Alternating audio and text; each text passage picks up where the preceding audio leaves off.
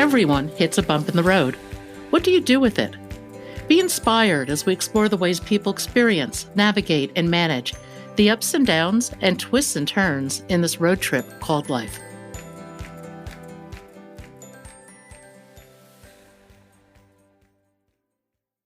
Sarah Dransfield is living a remarkable life.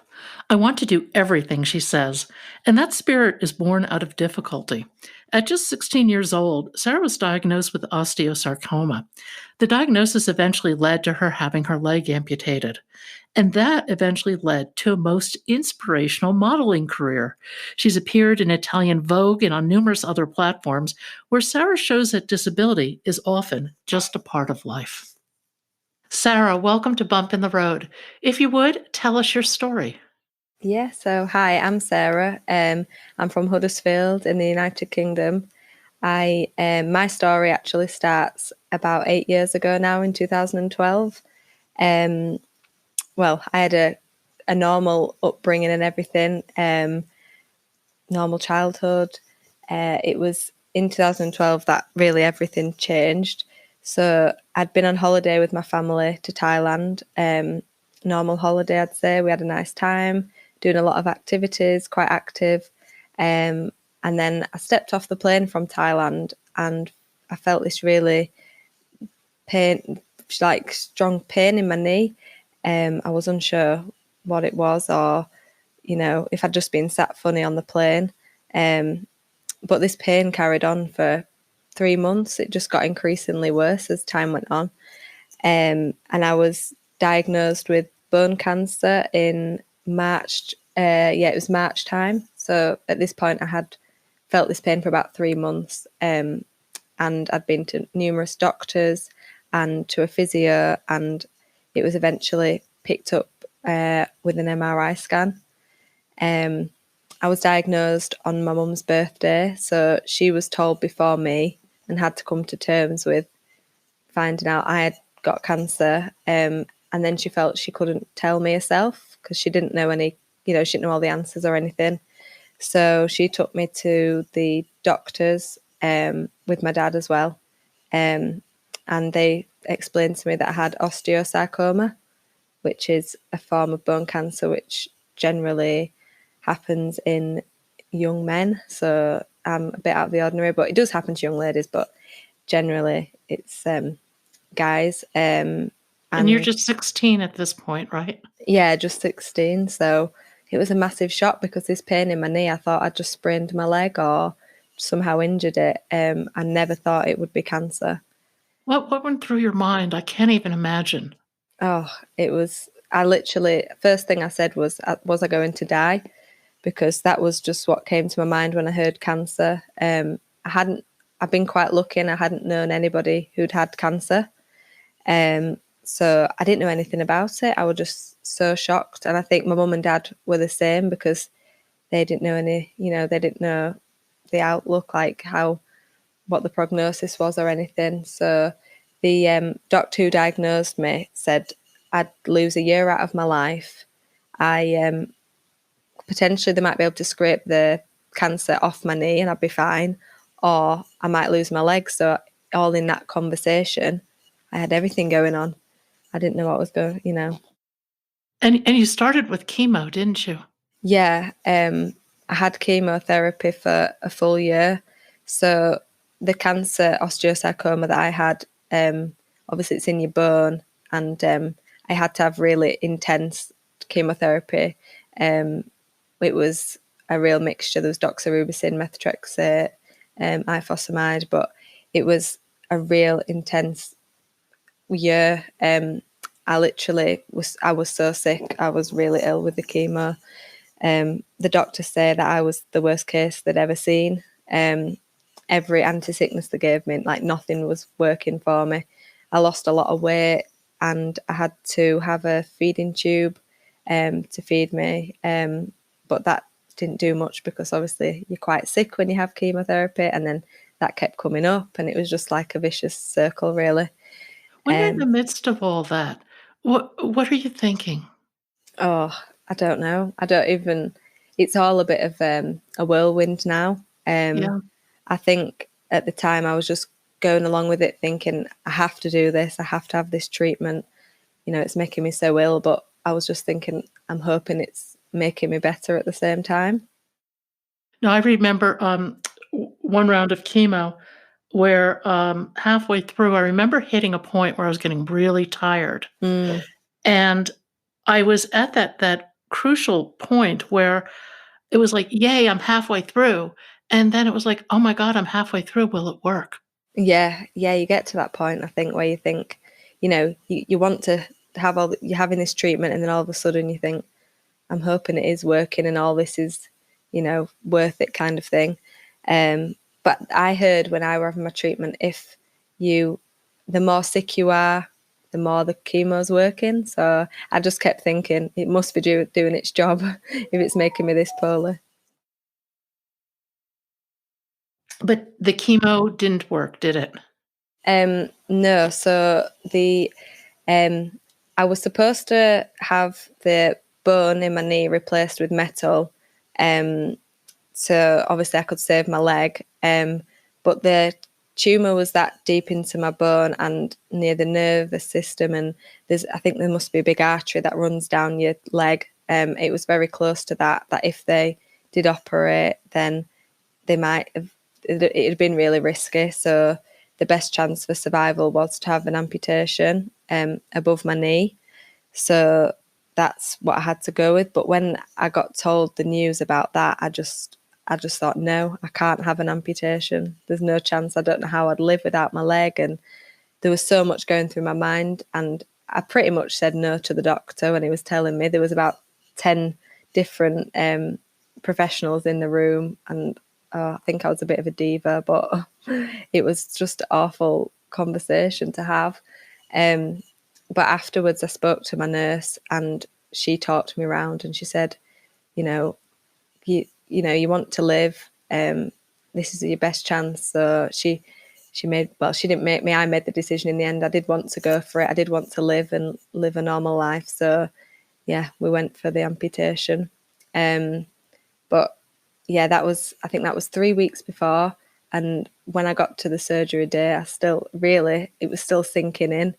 And going down to surgery, I just went, I was kicking and screaming. I still didn't want it to happen, but I knew deep down it was the right thing. I don't think you come to terms with that in a week or a month or even in years. No, not at all. It takes a long time. I think for me, even when I did have the amputation, for many weeks and months after, I was still having chemotherapy. So I was still in the midst of everything, just getting on with it. But I think after the treatment and when you try and get back to some normality and when the nurses and doctors are not there anymore and when you're back to just being on your own, I think that's when it hits you the most. Was it hard adjusting to a new leg? Yeah, it was really hard. So first of all, when I just had the surgery, I didn't get a leg straight away. I think my leg had to, it was quite swollen. It had to reduce in size before I could try one out. So I was going to physio whilst having my chemotherapy, which was tough because, like you said, you're just so tired. You just don't have the energy. So the thought of having to learn to walk whilst going through the treatment still was just, it was quite a lot to deal with.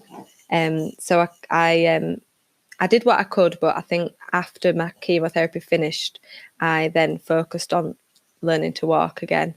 And it took me quite a long time, really, to get to where I am now. What's the hardest part? Is it getting the prosthetic fitted properly? Is it balance? Is it mobility? What are the things that you have to think about? I think it's everything, really. Balance is a big one because, your centre of gravity, you're so used to your two legs and being stood on your two legs to even then I'm brilliant at balancing now. I think that's just come over time. But the balance when you're learning to walk with your prosthetic, it is different because it's like it's a foreign object. It's not your leg, is it? So that was hard. The energy as well. It apparently walking with a prosthetic takes up twice as much energy as a normal person walking with the legs. So that was something, and building up the muscle I call it my little leg, building up my muscle in there to be able to wear the prosthetic. And it was a long journey because my leg had to, it's shrunk down over the 8 years now, but it was shrinking down every 6 months to a year. So I'd have to get a new socket for the prosthetic quite often, which was, back and forth to the hospital quite a lot. But I've got to the point where it's stabilised a lot more now, which is a good thing. So when all this started, what were your plans? Were you going to college? What were you thinking about doing? So I'd just started college in the September, and it was the March time that I was diagnosed. So I was doing health and social care. I was studying psychology and applied science. So I wasn't really sure where I was going, but I thought, I know I liked caring for people. I was interested in psychology, and I just thought maybe at the end of college I could possibly go into nursing. That's always at the back of my mind, but I haven't become a nurse. So When you were done with treatment, did you pick up your college plans again, or what direction did you start to take? yeah, so because I was 16, and at the time in the UK you didn't have to be in education until you were 18. Now it's changed; you do have to be until you're 18. So I was quite lucky, I suppose, that when I was in hospital, that I didn't have to carry on with my college work. I could just put it to the back for a moment and focus on getting better and everything. There were other people there younger than 16, obviously doing the schoolwork, and finding that so hard to keep up to whilst having the treatment. It was so difficult for them. So I felt lucky in that aspect. But when I finished my treatment the following March, I went back to the college in September, but it was so hard because all my friends had left. It was just, I found it really difficult. I was quite on my own. So I was now in my brother's year, who was 2 years younger than me. But I felt so much older with what I'd just been through and everything I'd just dealt with. So that was a difficult time. I was also still learning to walk at that point, and I had crutches, and people just didn't know me. I looked like a different person. I had short hair, I'd put weight on. I was just not who I was before, but the teachers obviously knew who I was, but the new students that came through, I didn't really have any friends there. So, but I went back to do health and social care. I dropped the psychology and the applied science, but I thought I'd focus on health and social because that's what I enjoyed before. And I think my outlook changed, and I thought I'll do what I enjoyed the most. The social isolation with cancer is something everybody talks about. Yeah. I can't imagine how hard it had to be what you were about 18, I guess, when you went back. Yeah. I mean, did you have any sort of peer group anywhere? Um, yeah, so going through my treatment, I'd made friends in the hospital and everything, which was great. So we've got a charity over here called the Teenage Cancer Trust, and they have wards in the hospital for teenagers. So we were really lucky that I was able to make friends and people I could relate to, and like different kind of friends that just really understand you. It was really nice to have them. But my friends from school, it was really difficult because they were still so young themselves. So for them to deal with me having cancer and understanding what I was going through, they just couldn't. But I did keep my friends. I just think they found it quite difficult, and they were getting on with being teenagers themselves. So to have to come and visit me, they did visit me, but there were a few friends that struggled, and then some that really were there for me a lot more. But yeah, I think it's made our friendship stronger now over time. And I think I made a couple of friends in college when I did go back, but they didn't know the real me, if you know what I mean. Yeah, I think the friends that know me best now are the ones that knew me before and have known me through everything, and the friends I've made along the way. This is a really hard this is a hard question to ask because I need to be more specific, but I can't be.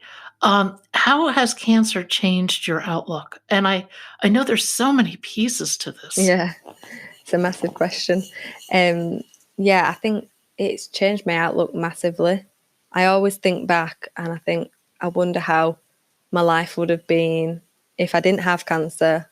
Like, would I be living like a parallel life to what I'm living now? I don't know what I'd be doing. But it really has changed me. I think I really want to try and make the most of life now and do everything that I can. I really want to travel more. I think I just want to do everything because, I could have died back in 2012. I might not have been here, but I've been lucky that I am. And I think it's like a second chance that I just want to grab hold of, really. Yeah, I think I really appreciate my family and my friends more as well. So any time that I spend with them is more precious, I guess. Yeah, it changes you massively. But I think it's changed me for the better. So I was quite shy before. I now do talks and, different things like that. And I would never have dreamt of doing that before. And even though I now look different and, coming to terms with that and then standing there in front of people and speaking about my story, I would never have done that before. So, yeah, it's massively changed my outlook. And you're doing some new things too, aren't you? Yeah, I'm doing all sorts. I like to try and keep myself busy. I understand you have a spread in Italian Vogue. I do, yeah. I'm quite shocked about that.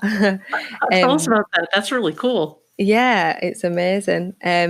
So I did a photo shoot in like a town close to where I live with my like my management, and the shoot was a bit quirky and a bit different. And I think they just sent the picture out there, and Italian Vogue picked it up. And then the next thing, I get an email saying, "Here's the picture of you in Italian Vogue." So quite amazing, really. Quite a highlight. Now, how did you get into modeling?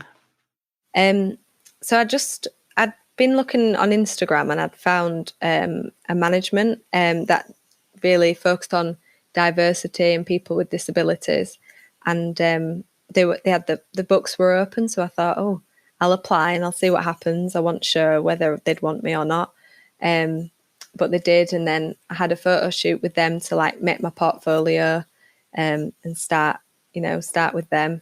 And my first job for them was for River Island, which to me was massive because it's on every high street over here. It's massive company. So I was suddenly down in London doing a photo shoot for River Island, and I was just with other models that were really, professionals that had been doing it for years, and they were asking me what jobs I'd done before, and it was all new to me. I'd not done anything, so I was just going along with it and hoping for the best, really. But we went down to London for another job. I did.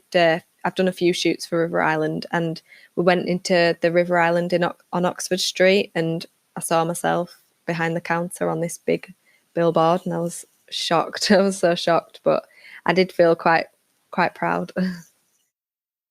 Have you gotten a lot of feedback from people in the disability community about your modeling? Yeah, I think I've got Instagram and I post on there when I've got when I do something new or anything like that, and I've got quite a lot of followers who are disabled, and they love seeing it. They think it's great that disability is being shown out there and being made to be normal, which it should be. Yeah, everybody has something. Everybody faces something. Mm. And this idea that we're supposed to be Instagram glossy and perfect just doesn't fit reality. No, not at all. You look at some people's Instagrams and they all look the same, and you think it can't be real. It's not real, is it? So I do like going on Instagram and seeing real profiles, like real life.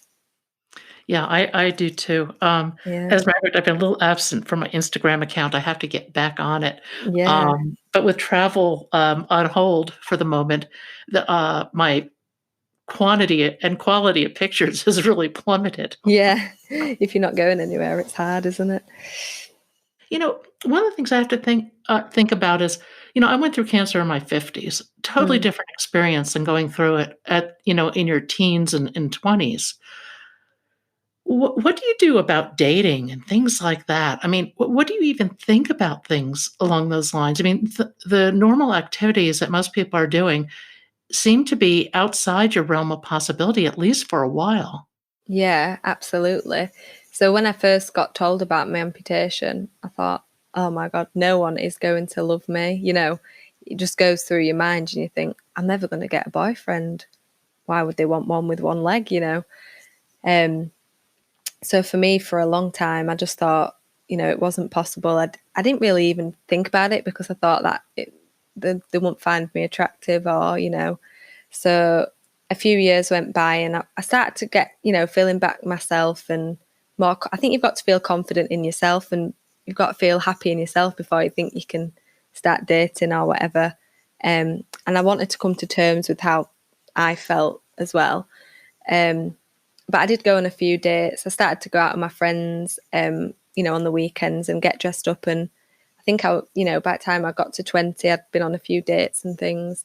But when I was 21, my mum seen that you could apply for the show First Dates. I think you might Mhm. have that over in the United States. Have you got I the don't know. I haven't First seen it. Dates? No. So it's quite a big show over here. And you go on it and you basically have a date and you don't know who you're going to be meeting or anything, but there's a team that work behind the scenes, and they really work hard to match you up with someone that they think you'd be compatible with. So they got to know me, the producers and things, and then they got to know the person I'd be going on a date with. And then I went for this date and we were all being filmed. It was in London. It was quite amazing because I'd watched this program for years and I just thought I'll have a go and see if I can do it. And that's where I met my boyfriend, Phil, who I've now been with nearly 4 years.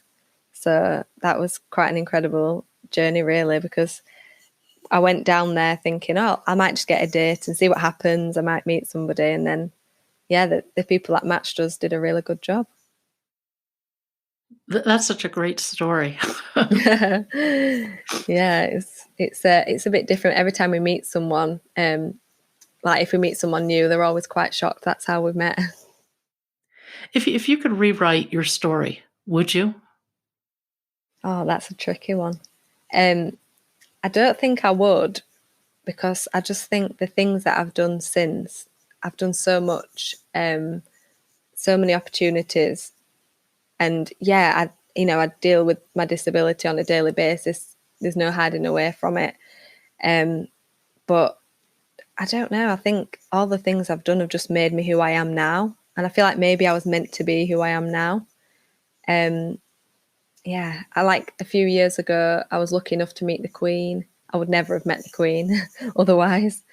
Um, I've done all sorts from sailing with a cancer charity. I'm an ambassador for another cancer charity, and I've done skydives and just things that I don't think I would ever thought to do. You went skydiving? Yeah. Oh, it was it was an experience. Oh dear. Would you do it again?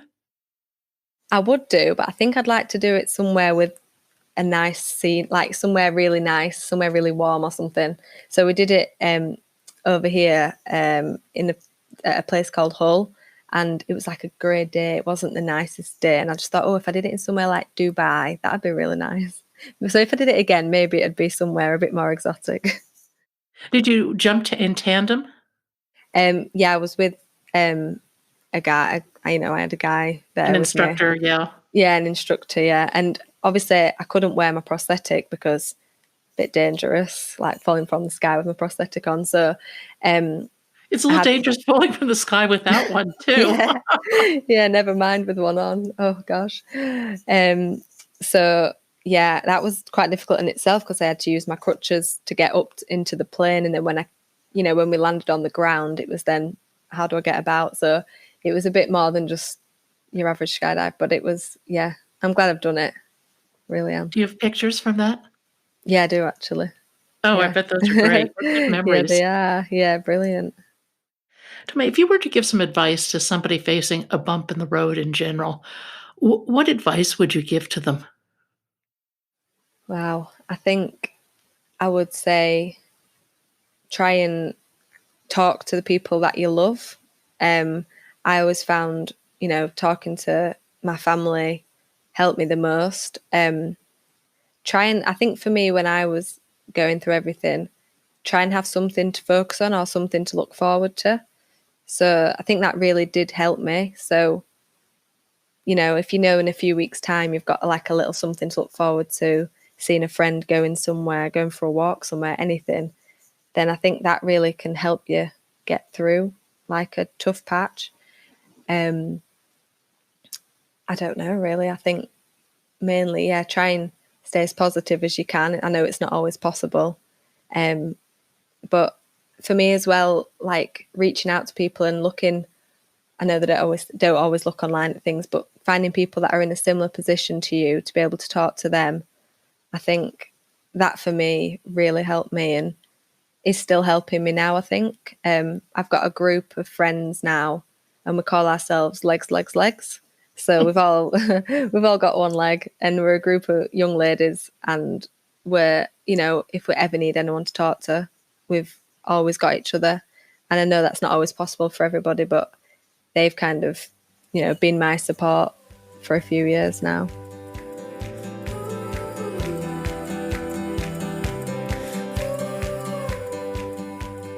Thank you for joining us today. I hope you found something in today's podcast that inspires you along your own life's path, because sometimes a bump in the road is actually a portal into a more conscious and meaningful life. You can subscribe to our free podcast at www.bumpintheroad.us or become a premium member to hear the full conversation. Just go to www.bumpintheroad.us for more information and to sign up.